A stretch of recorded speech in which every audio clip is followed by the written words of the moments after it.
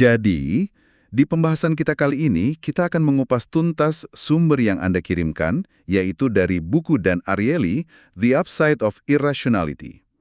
Khususnya satu bab yang mengajukan pertanyaan yang kelihatannya simple, tapi sebenarnya fundamental banget.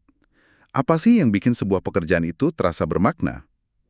Kita seringkali berpikir kalau kerja itu ya sekedar transaksi. Kita kasih waktu dan tenaga, kita dibayar. Selesai. Tapi, buku ini menunjukkan kalau hubungan kita dengan pekerjaan itu jauh lebih rumit, lebih emosional dari yang kita kira. Dan untuk membuka diskusi ini, ada satu cerita yang langsung menarik perhatian saya. Tentang seorang bankir investasi muda bernama David. Dia kerja mati-matian, berhari-hari nggak tidur, demi membuat presentasi untuk sebuah merger besar. Dan hasilnya? Sempurna.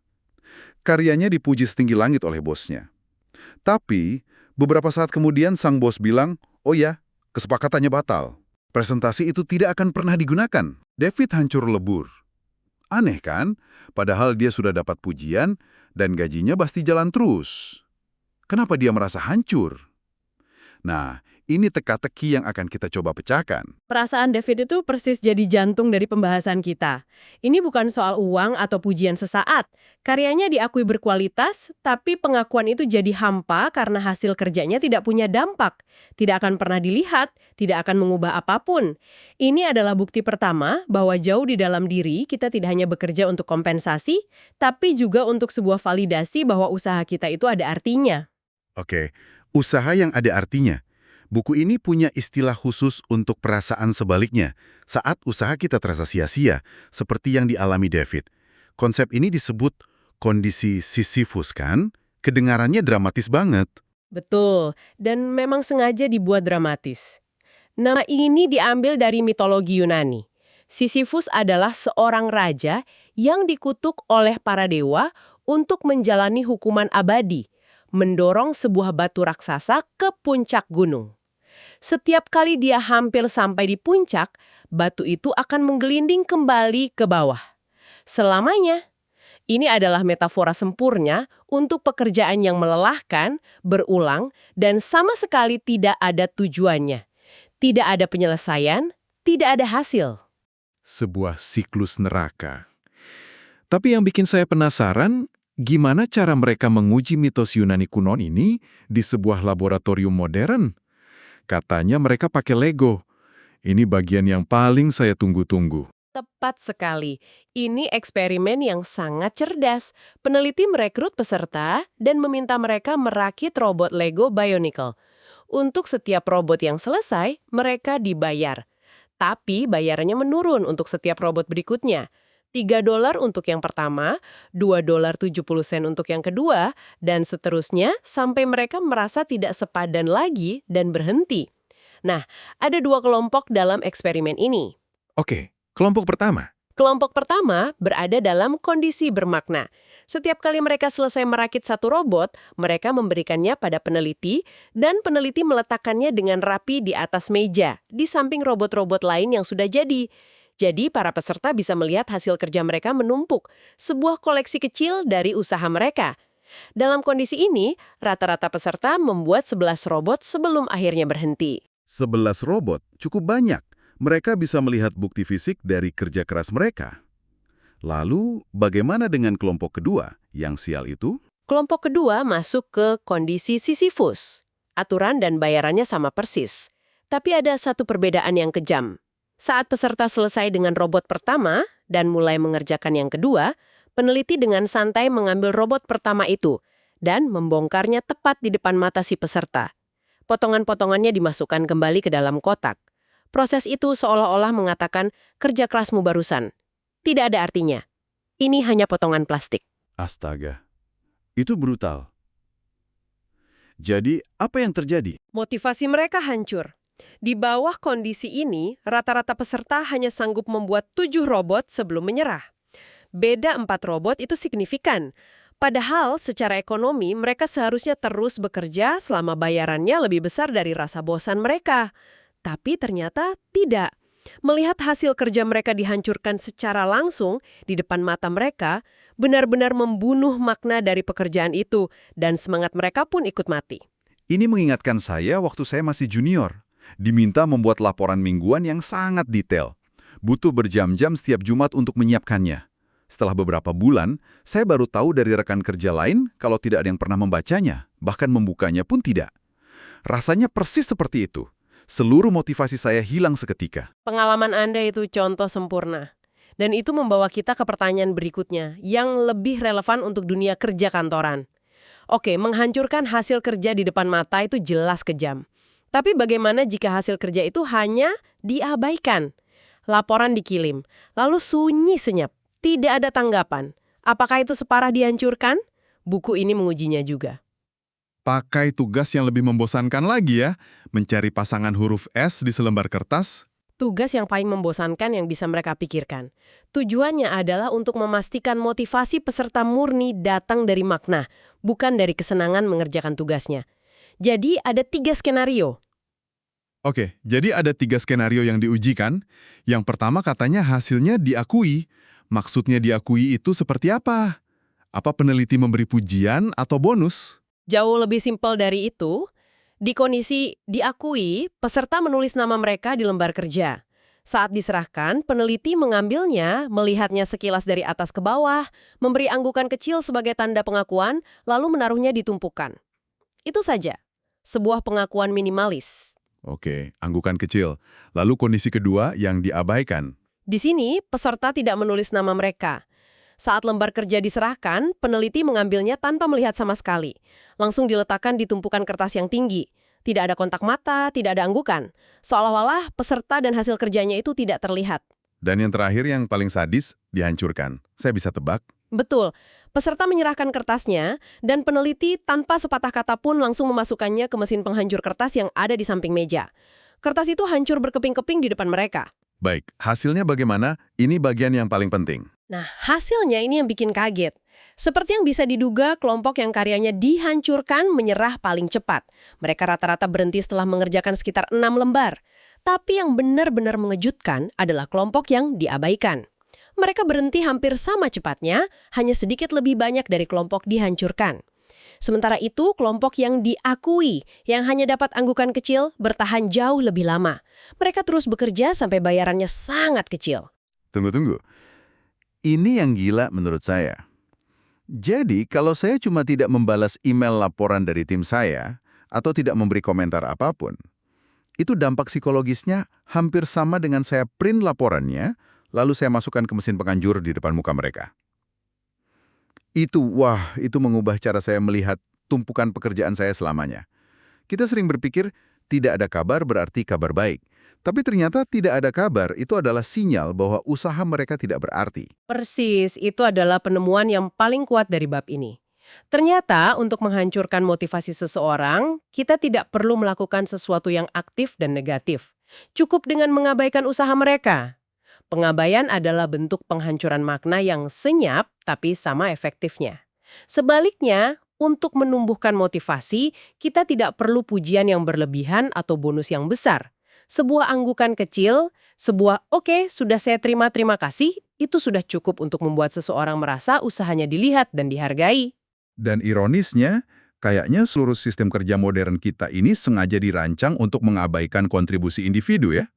Kita semua jadi spesialis di bagian kecil dari sebuah proses besar. Ini kan idenya Adam Smith, si bapak ekonomi itu bukan? Benar sekali, Anda menyentuh inti dari masalahnya. Adam Smith dalam bukunya The Wealth of Nations memperkenalkan konsep pembagian kerja atau division of labor. Dia menggunakan contoh pabrik peniti. Jika satu orang mengerjakan semua proses pembuatan peniti sendirian, mungkin dia hanya bisa membuat beberapa peniti sehari.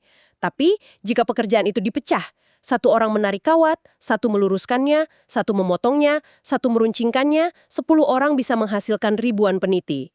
Secara efisiensi produksi, idenya brilian. Tapi secara psikologis, itu menciptakan jutaan pekerja Sisyphus modern. Orang-orang yang hanya mengerjakan satu bagian kecil berulang-ulang tanpa pernah melihat produk akhirnya. Mereka tidak merasakan kepuasan dari sebuah karya yang utuh. Mereka hanya roda penggerak kecil di mesin raksasa yang tidak mereka pahami. Dan itulah jebakannya. Kita terobsesi dengan efisiensi, tapi kita lupa memperhitungkan biaya psikologisnya. Penulis sendiri menceritakan pengalamannya dengan asistennya yang harus mengerjakan laporan administrasi yang rumit. Dia hanya mengisi beberapa kolom di formulir elektronik, lalu mengirimkannya ke rantai birokrasi selanjutnya. Dia tidak pernah tahu apa hasil akhir dari pekerjaannya, tidak pernah merasakan kepuasan bahwa laporannya telah membantu sebuah proyek penting. Akibatnya, motivasinya rendah. Jadi, solusinya apa? Apakah kita harus membongkar seluruh sistem efisiensi ini dan kembali ke zaman pengrajin? Sepertinya tidak realistis. Tentu tidak. Solusi yang ditawarkan buku ini jauh lebih sederhana dan manusiawi. Ini bukan tentang mengubah sistem, tapi tentang menyuntikkan sedikit makna ke dalam sistem yang ada. Setelah menyadari masalah ini, sang penulis mulai meluangkan waktu beberapa menit untuk menjelaskan kepada asistennya. Hei, penelitian yang sedang kita kerjakan ini penting karena kita mencoba mencari tahu X dan laporan yang kamu buat itu krusial untuk langkah Y. Pesan utamanya untuk para manajer, guru bahkan orang tua adalah Anda tidak harus menciptakan makna yang muluk-muluk dari nol. Cukup dengan berhenti menghancurkan makna yang sudah ada. Minimal jangan merugikan. Cukup dengan sebuah anggukan. Minimal jangan merugikan. Itu standar yang seharusnya sangat bisa dicapai. Oke, jadi kita sudah bahas pentingnya pengakuan dari luar. Tapi saya penasaran, bagaimana dengan kepuasan yang datang dari dalam? Dari proses kerja itu sendiri? Karena sepertinya buku ini juga membahas bagaimana usaha yang kita keluarkan justru bisa membuat kita lebih mencintai hasilnya, yang sering disebut efek IKEA itu kan? Benar sekali. Ini adalah sisi lain dari mata uang yang sama. Jika kondisi Sisyphus adalah tentang bagaimana hilangnya hasil kerja bisa menghancurkan makna, efek IKEA adalah tentang bagaimana proses menciptakan sesuatu. Bahkan jika hasilnya tidak sempurna, justru melahirkan makna dan rasa cinta. Kita memberi nilai lebih pada sesuatu karena kita telah menginvestasikan usaha kita di dalamnya. Silly suka banget cerita soal adonan kue instan ini. Ini contoh klasik. Logikanya kan aneh. Sebuah produk yang dibuat super praktis, hanya tinggal tambah air, tapi malah tidak laku di pasaran pada tahun 1950-an. Kenapa bisa begitu? Para produsen bingung setengah mati. Secara rasional, produk ini seharusnya sukses besar. Tapi setelah diselidiki, mereka menemukan masalahnya. Prosesnya terlalu mudah. Para ibu rumah tangga saat itu merasa seperti penipu. Mereka tidak merasa telah membuat kue. Mereka hanya menghidangkan produk instan dari kotak. Tidak ada rasa bangga, tidak ada usaha. Solusinya, yang disarankan oleh psikolog Ernest Dichter, terdengar tidak masuk akal. Buat produknya jadi sedikit lebih sulit. Dengan cara menyuruh mereka menambahkan telur sendiri, kan? Tepat. Mereka mengeluarkan telur bubuk dari adonan dan meminta pembeli untuk memecahkan dan menambahkan telur segar mereka sendiri. Ditambah susu dan minyak. Sedikit usaha ekstra itu ternyata adalah kuncinya. Tiba-tiba, itu bukan lagi kue dari General Mills. Itu adalah kue buatan saya. Usaha kecil itu menciptakan keterikatan emosional dan rasa kepemilikan. Penjualan pun meroket. Oke, kalau kue kan jelas, ada hasilnya yang bisa dinikmati dan dibagikan. Tapi apa efek ini berlaku juga untuk sesuatu yang, ya, jelek? Sesuatu yang nggak ada nilai praktisnya sama sekali? Apakah buku ini punya contoh untuk itu? Part origami berbentuk katak atau bangau. Kelompok pertama diberi instruksi yang jelas, jadi hasilnya lumayan bagus. Kelompok kedua diberi instruksi yang sengaja dibuat membingungkan, jadi hasil origami mereka kusut, tidak simetris, dan jelek. Haha, saya bisa bayangkan hasilnya. Lalu, Setelah selesai, peneliti melakukan lelang. Mereka bertanya kepada para pembuat origami itu, berapa harga yang bersedia Anda bayar untuk membeli kembali hasil karya Anda ini? Kemudian, mereka bertanya kepada kelompok pengamat yang tidak ikut membuat, berapa harga yang bersedia Anda bayar untuk origami ini? Hasilnya luar biasa konsisten. Para pengamat melihat origami yang jelek itu rata-rata hanya mau menawar beberapa sen. Tapi para pembuatnya, mereka melihat kreasi mereka yang kusut itu sebagai sebuah mahakarya. Mereka bersedia membayar hampir 5 kali lipat lebih mahal untuk hasil kerja mereka sendiri. Jadi, kita benar-benar jatuh cinta pada hasil kerja kita. Bahkan jika secara objektif hasilnya buruk, kita jadi buta terhadap kekurangannya. Tepat. Usaha yang kita curahkan itu seperti saus cinta yang membuat segalanya terasa lebih berharga bagi kita. Buku ini mengutip sebuah pepatah Arab yang indah. Bahkan seekor monyet di mata ibunya adalah seekor kijang. Dalam hal ini, usaha kita adalah ibu dari ciptaan kita. Kita yang membuatnya, jadi kita mencintainya, terlepas dari segala kekurangannya. Saya paham logikanya. Tapi di sisi lain, bukankah ada kepuasan tersendiri dalam efisiensi? Kalau saya bisa mendapatkan sesuatu yang bagus dalam 5 menit versus 30 menit, bukankah kemudahan itu juga sebuah nilai? Di mana batas antara usaha yang bermakna dan kerepotan yang tidak perlu? Itu adalah pertanyaan yang sangat penting. Dan buku ini menyentuhnya. Batasannya terletak pada rasa kepemilikan dan kustomisasi. Efek IKEA tidak akan berhasil jika usahanya terlalu berat hingga membuat frustrasi dan gagal. Kuncinya adalah tingkat kesulitan yang pas, yang cukup untuk membuat kita merasa, ini adalah bagian dari diri saya, tapi tidak terlalu sulit hingga kita menyerah. Ini bukan tentang membuat segalanya jadi susah, tapi tentang memberikan ruang bagi sentuhan personal. Jadi kalau kita rangkum, kita punya dua kekuatan irasional yang sangat kuat ini. Di satu sisi, ada kehancuran motivasi saat usaha kita terasa sia-sia seperti Sisyphus. Di sisi lain, ada rasa cinta yang membuncah terhadap apa yang kita ciptakan sendiri, si efek IKEA. Keduanya adalah dua sisi dari mata uang yang sama. Kebutuhan manusia yang mendasar agar apa yang kita lakukan itu punya arti dan dampak. Pengakuan dari luar, bahkan sekedar anggukan, memberikan validasi sosial bahwa usaha kita dilihat.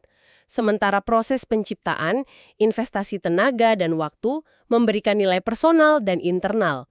Menghancurkan atau mengabaikan hasil kerja akan memutus koneksi emosional itu dari luar, sementara menghilangkan kesempatan untuk berusaha dan berkontribusi akan mencegah koneksi itu tumbuh dari dalam.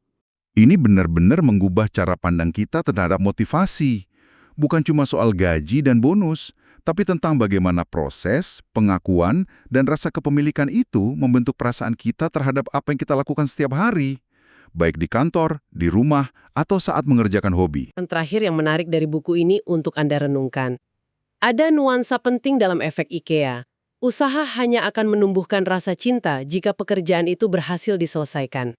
Dalam eksperimen origami lain, ketika instruksinya sangat buruk sehingga peserta bahkan tidak bisa menyelesaikan lipatannya, efeknya berbalik. Mereka tidak mencintai hasil kerja mereka yang setengah jadi itu, mereka justru membencinya. Usaha yang berujung kegagalan tidak menciptakan cinta, tapi justru kebencian. Wah, itu detail yang krusial. Jadi bukan usahanya saja, tapi usaha yang berbuah hasil. Tepat. Jadi, coba pikirkan sebuah proyek yang pernah Anda kerjakan, baik di kantor maupun sebagai hobi. Proyek itu ada di mana dalam spektrum yang kita bahas hari ini? Apakah itu seperti merakit Lego dalam kondisi bermakna, di mana Anda bisa melihat hasilnya menumpuk dengan bangga? Atau terasa seperti tugas Sisyphus, mendorong batu yang sama berulang kali tanpa hasil? Atau mungkin itu adalah proyek IKEA Anda, sesuatu yang Anda bangun dengan tangan sendiri, yang Anda cintai terlepas dari kekurangannya. Dan yang lebih penting lagi, jika Anda merasa sedang mendorong batu ke puncak bukit, perubahan kecil apa yang bisa Anda lakukan? Atau mungkin minta dari atasan Anda, agar Anda bisa setidaknya melihat sekilas hasil akhirnya. Atau paling tidak, mendapatkan sebuah anggukan pengakuan sederhana. Karena seperti yang kita pelajari hari ini, pergeseran kecil dari diabaikan menjadi diakui, itu mungkin bisa membuat perbedaan yang luar biasa.